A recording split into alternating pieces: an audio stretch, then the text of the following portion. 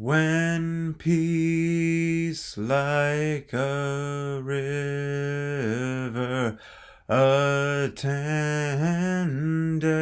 my way, when sorrows like sea billows roll, whatever my lot, thou hast taught me to say, it is well, it is well with my soul.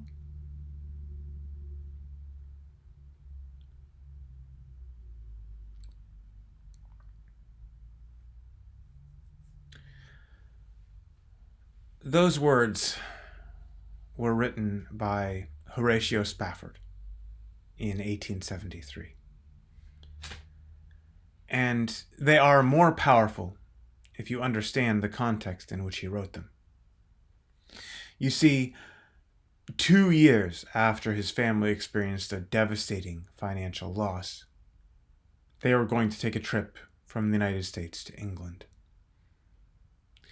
Delayed by business, Spafford sent his wife and 4 children, ages 2 to 11, ahead of him.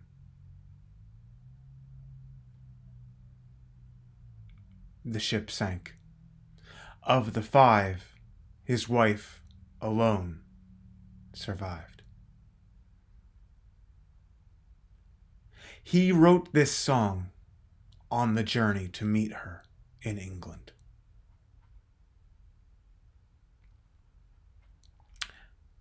When sorrows like sea billows roll,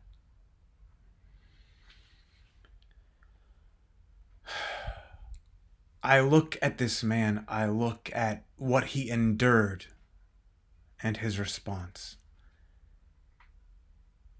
And I look at myself, at my petty troubles and my whining.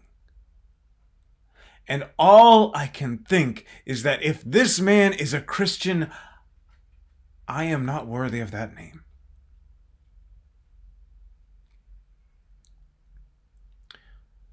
But why am I telling you this story? And why am I comparing myself to Spafford? I recall Jordan Peterson saying not to compare yourself to anyone else, but to compare yourself today to yourself yesterday. And he's not entirely wrong.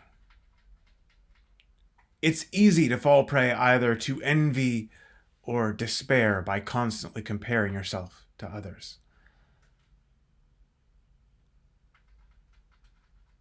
And yet we have to have examples. We must have heroes whose example to follow and villains whose example to avoid. In fact, large parts of the Bible are exactly those kinds of stories. Yes, there is moral instruction, but there are also tales of virtue and of wickedness. And stories matter. They shape how we see the world and ourselves in the world. There are many people who never think in terms of abstract principles and disembodied ideals. But everyone can understand the faith and courage of young David standing before Goliath, and the greed and duplicity of King Ahab.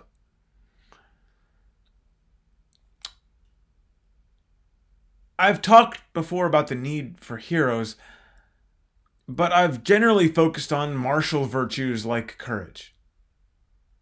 But we need examples of other virtues as well. We need heroes of faith, like Horatio Spafford, of compassion, like St. Francis, of intellectual courage, like Socrates. Whether or not you agree with them in other areas, it is indisputable that Catholics have done a better job with this than Protestants. They have a rich catalog of lives of the saints to encourage and inspire us. And there are so many and of such a variety, all the way from the time of Christ to today. Even if you're not Catholic, it's worth reading these stories, especially seeing before they were quite so saintly and how they grew. And if you'd rather not read the Catholic stories, well, there are plenty of others, like that of Spafford.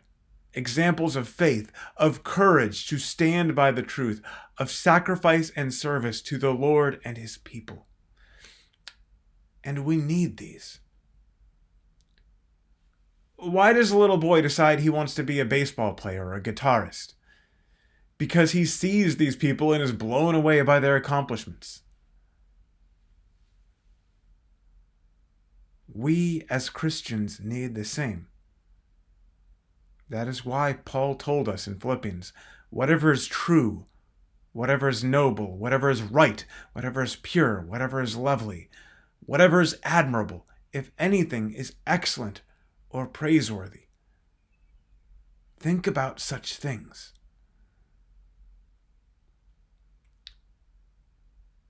Find heroes of the faith. Learn from them. Honor them and share their stories. And maybe even grow to be like them.